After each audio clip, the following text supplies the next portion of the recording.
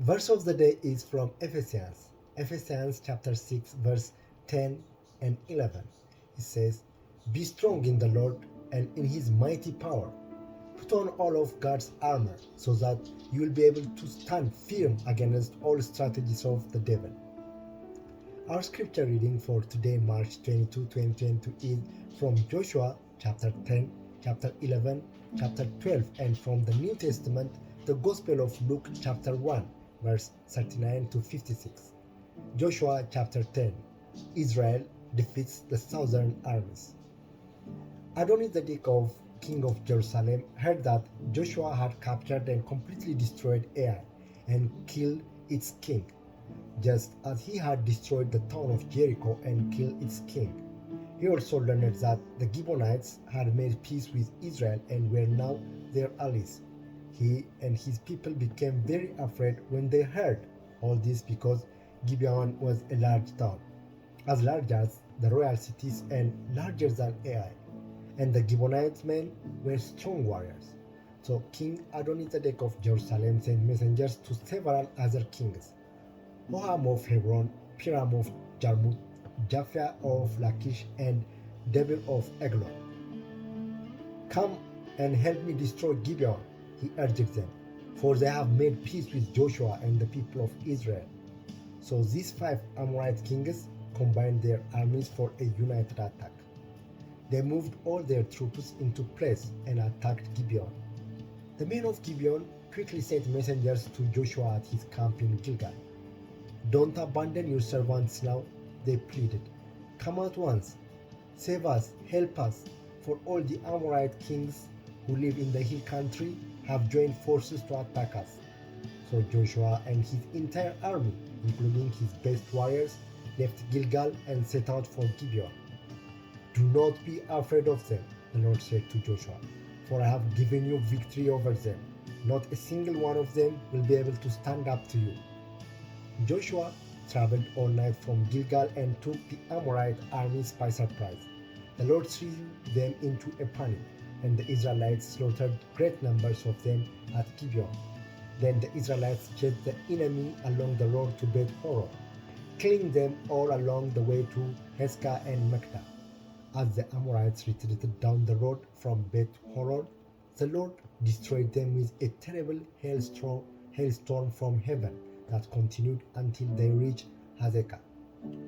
The hail killed more of the enemy than the Israelites killed with sword. On the day the Lord gave the Israelites victory over the Amorites, Joshua prayed to the Lord in front of all the people of Israel. He said, "Let the sun stand still over Gibeon, and the moon over the valley of Ajalon." So the sun stood still and the moon stayed in place until the nation of Israel had defeated its enemies. It is even not recorded in the book of Jasher. The sun stayed in the middle of the sky, and it did not set as on a normal day. There has never been a day like this on before or since, when the Lord answered such a prayer. Surely the Lord fought for Israel that day. Then Joshua and the Israelite army returned to their camp at Gilgal. Joshua kills the 5,000 kings. During the battle, the 5 kings escaped and hid in a cave at Makdah.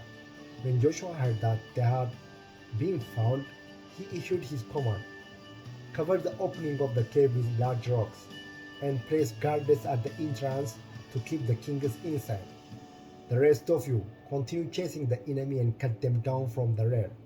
Don't give them a chance to get back to their towns, for the Lord your God has given you victory over them."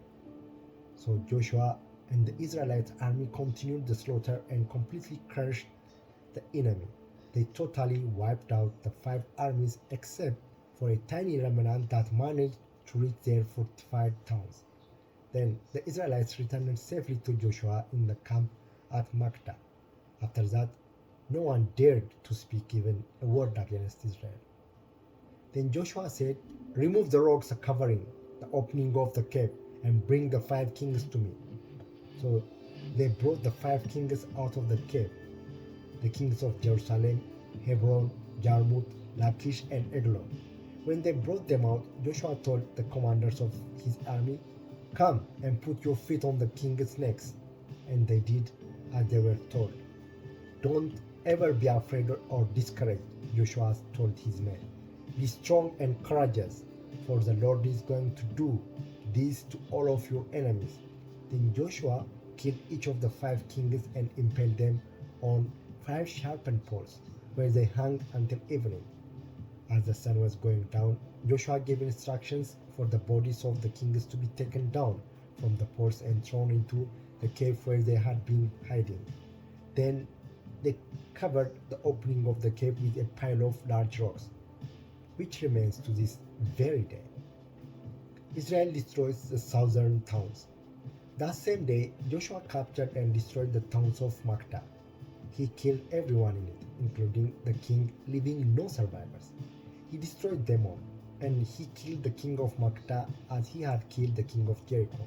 Then Joshua and the Israelites went to Libnah and attacked it. There too the Lord gave them the town and its king. He killed everyone in it, leaving no survivors. Then Joshua killed the king of Libnah as he had killed the king of Jericho. From Libnah, Joshua and the Israelites went to Lachish and attacked it. Here again the Lord gave them Lachish. Joshua took it on the second day and killed everyone in it, just as he had done at Libnah. During the attack of Lachish, King Horam of Gezer arrived with his army to help defend the town. But Joshua's men killed him and his army, leaving no survivors. Then Joshua and the Israelite army went on to Eglon and attacked it. They captured it that day and killed everyone in it. He completely destroyed everyone, just as he had done at Lachish. From Eglon, Joshua and the Israelite army went up to Hebron and attacked it.